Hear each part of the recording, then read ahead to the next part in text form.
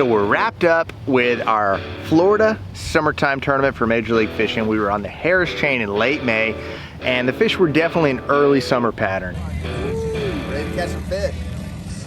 The water temp was close to 80 degrees, and you know, coming to a place like this, it's really difficult to come up with a good game plan when you don't know the lake real well. I mean, for me, I had never been here, so I had to choose probably just one lake to fish. I think there were 6 or 7 lakes for us to pick from, and it takes so long to get from lake to lake that it was really critical for a guy like me to pick a lake that I had a good percentage of a good chance to find and catch the fish in and really learn that lake. And that's what I did.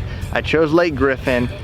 Lake Griffin is one of the bigger lakes on the chain, and it's known for being probably the grassiest lake. It's always been a big player in major tournaments here. Everyone knows that it's a good lake, and when I came here to do my scouting and pre-practice, it was the lake with the most grass. I fished both my practice days in there, and the whole game plan for me was to find fish offshore. I'm sure some fish were caught shallow, but staying out off the bank in these places, in these summertime places that the fish are gonna wanna ultimately get to and spend the summer, that was my goal. Find 2 or 3 good places out there. The grass is really critical, I mentioned it earlier, but finding the good green hydrilla that had bait fish present, that was another monster key.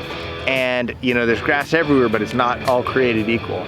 And you know, pretty much anywhere I caught fish was the best, the greenest, the crispiest hydrilla with bait fish around it. And when bait fish, I mean shad. That was the whole thing. Little tiny shad and even some gizzards, some bigger shad that looked like gizzard shad. To get these fish to bite, a lot of it was triggering. You know, I didn't have much luck fishing slow for 2 reasons. It's hard to fish slow when you're fishing these vast grass flats because, you know, unless you get a lot of confidence that your bait's right in front of a fish, it's hard to just drag it slowly when the fish could literally be anywhere around the boat. So fishing fast with a reaction bait allowed me to make a lot of casts and have plenty of opportunities to put that bait in front of a fish. But the other thing it did was it really triggered a lot of bites.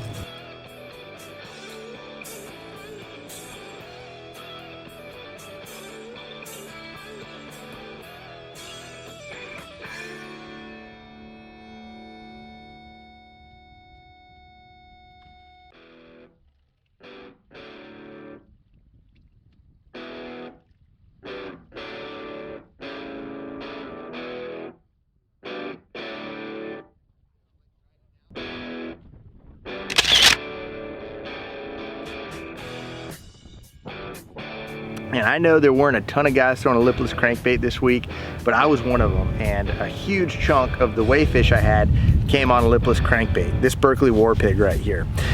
For me, I would cast this thing out and let it get down into the grass. So if the grass was close to the surface, I would just start reeling it right away. If the grass was down a couple feet, I'd let it sink a couple feet. And at that point, it was all about getting it in the grass, reeling it fast, and when it would get stuck in a clump of grass, rip it out. If you had dead grass, the bait would not come out of the grass clean. Having good lively grass was super key. The other really big key to this was using the right rod and reel setup. And typically when I fish a lipless crankbait in open water, I use fluorocarbon. In grass, it's very key to use braid because there's no stretch. So when you would feel this thing nestling down in the grass, all you had to do was give it a quick little snap with your rod tip, and with that braid, which is trilene, 30-pound trilene X9 braid, it would snap that bait free. And a lot of times that's when you would get your bite.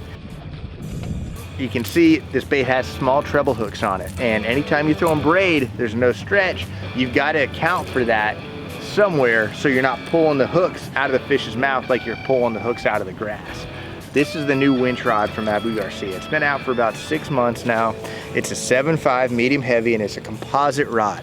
And the whole thing with a composite rod is it's a mix of fiberglass and graphite. So it's lightweight, it fishes like a graphite rod, but it's got that fiberglass in it to give it more of a parabolic action. It's got a very soft tip, and then it shuts down about 1/3 of the way down the rod. So when the fish grabs that bait, it's that soft tip allows the fish to take it, but when it turns its head, you get into the power of the rod, you can pull back and actually hook that fish. So super, super key to, if you're gonna use braid, to not use too heavy of a rod, even when you're fishing around grass, because you will lose fish if you do that. But for me, that was kind of the deal.